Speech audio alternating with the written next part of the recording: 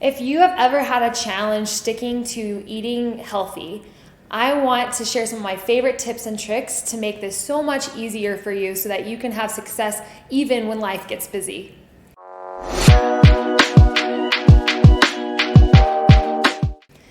It comes down to one word: plan. Ultimately, if you want to eat well and you want to eat well in a sustainable way, you're going to have to find a way to make it convenient for yourself and easy for yourself. And if it's not easier or more convenient than the less healthy options, it's going to be more challenging for you to really get the ball rolling on your healthy eating habits. The reality is life happens, and if you don't have a plan for eating well, it's much more likely it's gonna fail. So I'm so excited to share some of these ideas. A couple of them I personally use all the time, and I'm hoping one or two of them will really stick out for you as well. So the first one I wanted to share with you is preparing snacks. The first thing you want to do is kind of check in and see, when are you tending to get hungry in the middle of the day where you then go and eat some unhealthy snack. Perhaps it's 3 o'clock in the afternoon, you start to get tired, and that's when you go and buy a soda pop. That's a great time to kind of prepare yourself. If you know it's a habit you have every single day, go ahead and prepare yourself for that. There's some really great ideas, things like hummus and carrots, apples and nut butter, or even just a bag of nuts. Have those on hand. And when I say go buy those things or have them on hand, I actually mean prepare them. I don't mean go buy a bag of carrots and a thing of hummus. I think if you actually scoop out some hummus into a container with a handful of carrots, you're so much more likely to eat them than if they're just in your refrigerator. So that step's really important. You want to have snacks prepared. The other thing I think is really important is when life gets busy, you need to have some go-to spots that you know offer healthy options. You cannot wait till you're hangry to make that decision. It is really helpful to have a little short list in your head where you know you have options. Again, you want to make this easy, and you don't have to think more than you have to when it comes to being hungry and trying to eat well. This next one is one of my favorites. It's one I like to use, and it's called preparing batch meals. And when I say batch, I mean making a larger quantity so that you can eat it more than just at that meal or even for leftovers. For example, there's a couple ways to do this. One is to actually double the recipe and then freeze half of it. Or you can even freeze 3/4 of it if you absolutely hate leftovers. And then what you can do is forget about the meal, and then in 3 weeks when you run out of time and you can't go to the grocery store or you don't have time to make a meal, all you have to do is thaw it out and you're good to go. You have one more healthy meal. You also save so much more time with cleaning and so much more time with shopping because you're basically making it all at once and getting to eat a lot more times.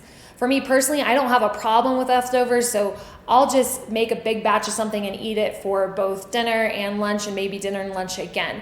Kind of depends on if I'm sharing the meal or not. But again, when you cook once, make sure it's going to feed you more than one meal. It just makes sense. This next one I'm going to share is actually my top tip. It's one that I consistently do pretty much every single week, and it's planning my meals. There's a lot of ways to do this, but the way I'm going to share is how I do it. So what I like to do is I take one day when I have a little bit of free time, usually when I plan on grocery shopping. I'll go through my cookbooks or maybe online, and I'll pick 3 to 4 recipes.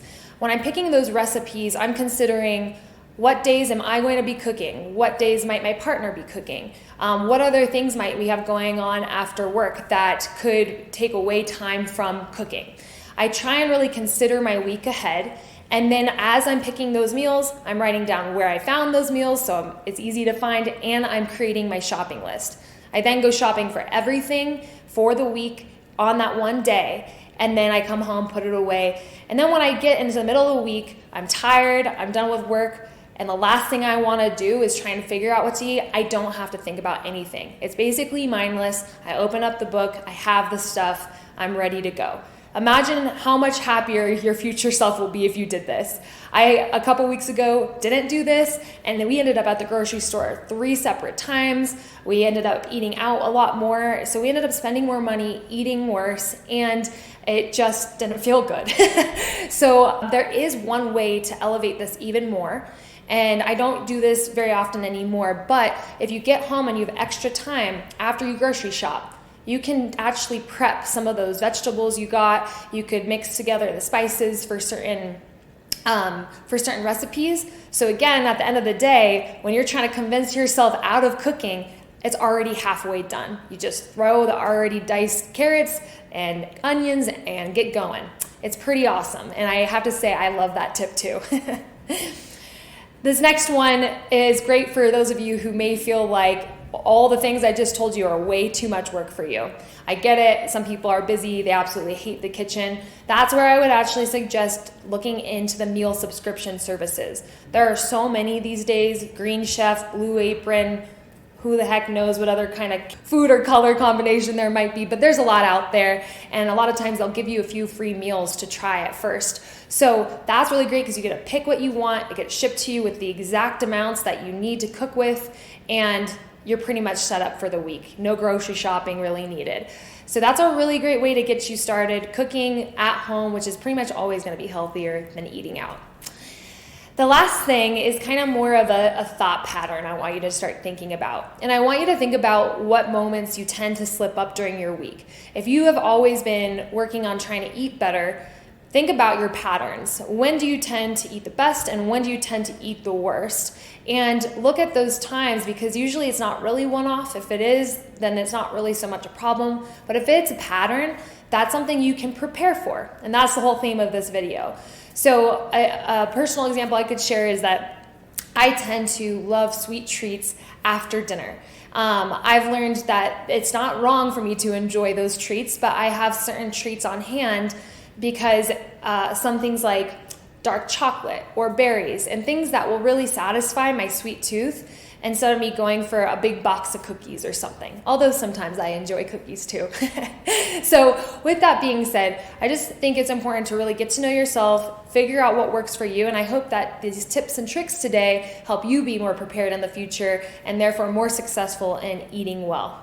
Good luck. Let me know in the comments below what one you're going to try or what one is your favorite. And make sure to like and subscribe. See you next time.